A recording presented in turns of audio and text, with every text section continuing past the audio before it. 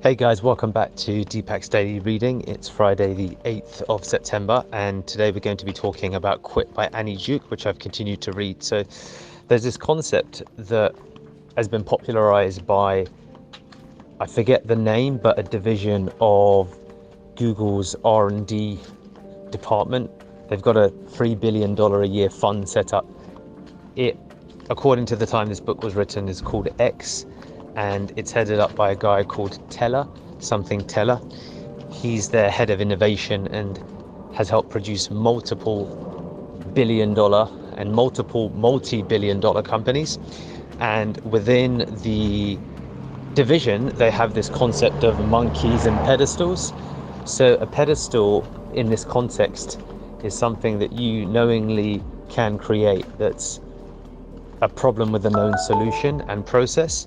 And then the monkey is a monkey who's on that pedestal and is juggling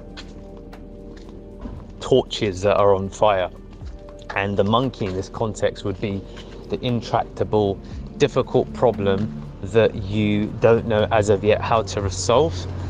So the concept around monkeys and pedestals within this company is that they need to develop companies or world-changing ideas that have world-changing traction within a decade, and if they don't, then the idea should be put to bed. And there's examples given of multiple ideas where tens of millions, maybe hundreds of millions of dollars of investment have gone into, only for them to close it down after, in some cases, even 9 years, because it made more sense to shut it down than to continue.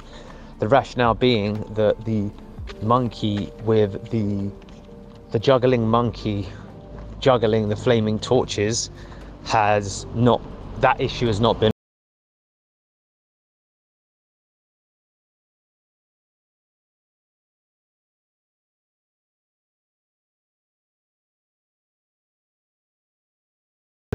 in terms of figuring out the solution. And if you can't, you cut your losses as soon as possible. What this does is it allows you to swap one big project for another. So you need to focus on the intractable problems first, because for everything else there are known solutions for it.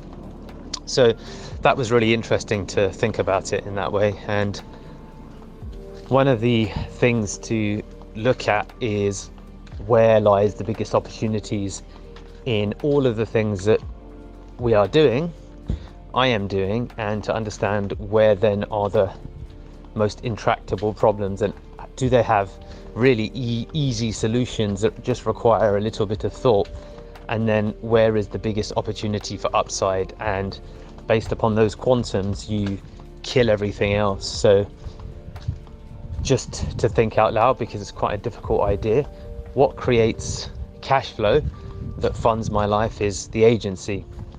The catering business I don't take any money from, so actually technically it would go much lower down on those rungs, because there's quite a few things that would need to happen before I would take profit from that company. So that's interesting when you looked at through that framework. So then it's a case of, well, what outside of that can produce funds and or biggest upside. So it's just interesting as a concept, I think. And I'll share with you the screen that I grabbed from looking up the fund that I've just seen I've got here. So monkeys and pedestals is quite good. And then when you are looking at how to determine what makes sense to quit based upon intractable problems, irresolvable problems, one thing you can do is when something goes wrong, you can look back and say, well, where were all of this, and this is where it actually becomes really powerful for catering, where were all of the signals that this was going to go badly? Where were there either decisions that were poorly made or things that happened that demonstrated that you were potentially going to run into problems later down the line?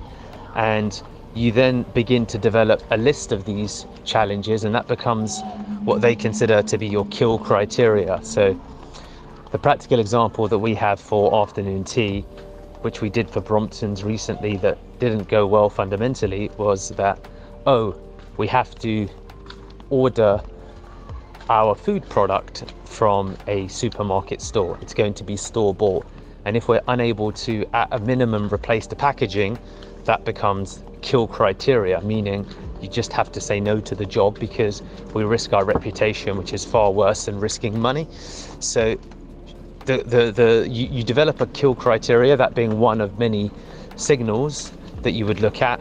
The other signals, just because it's a recent example, would be building a proper list of all of the required ingredients and then ensuring that it's easy to access them. So this is what's also called a pre-mortem.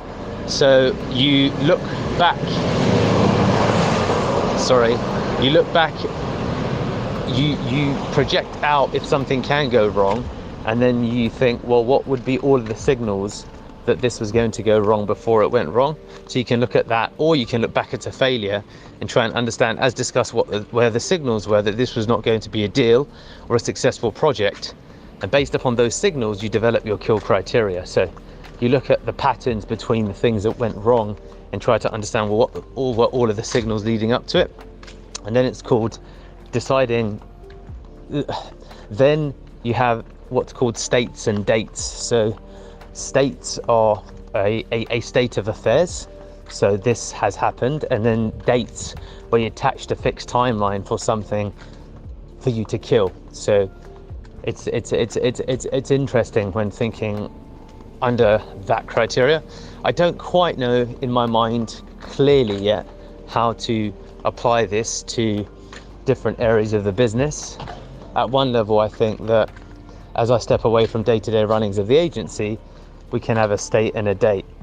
So the state can be, if the SEO team has not increased lead volume by 30% within 3 months, then that might mean there comes a time to reshuffle parts of the team or reshuffle the way that we work without reshuffling the team. So that would be potentially an example of it. And again, it just relates to the fact that we are all part of one long game of life, and then within that game there are the health and fitness game. So I have a game that I'm in, which is health and fitness. So I want to ace the game, and within that there's sub games. There's my running game, there's my strength game, there's my nutrition game, and you can think of the overall game outside of the context of the day-to-day games that you play. So there you have it. I think that these are the initial insights and ideas from Quit by Annie Duke. The other thing, I beg your pardon, that's really, really powerful, I will finish up here, is that what's also great is to quit your old identity so you can assume a new one, or quit parts of your identity so you can assume a new one.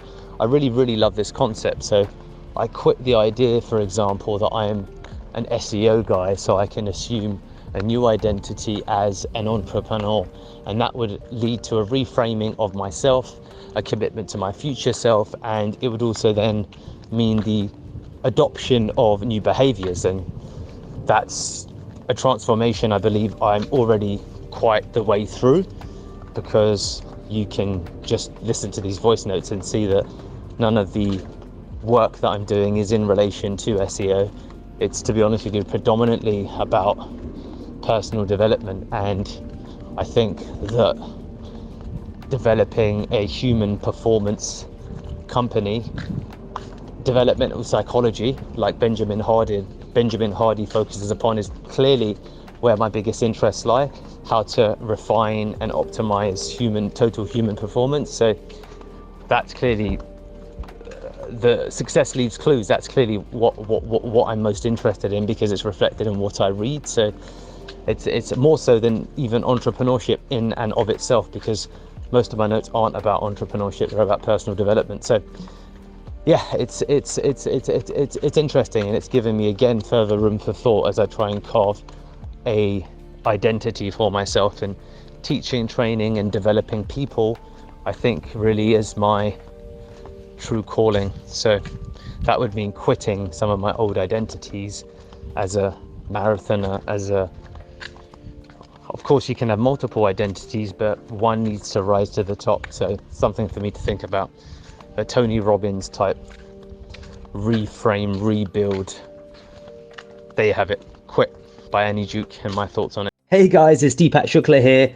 I am huge on listening to books on Audible. So if you're interested in getting all of the insights as I discover them through the course of all the books I read, please do comment, like, and of course subscribe so that you get notified every time we release a video. Thank you so much, and I hope to hear from you soon.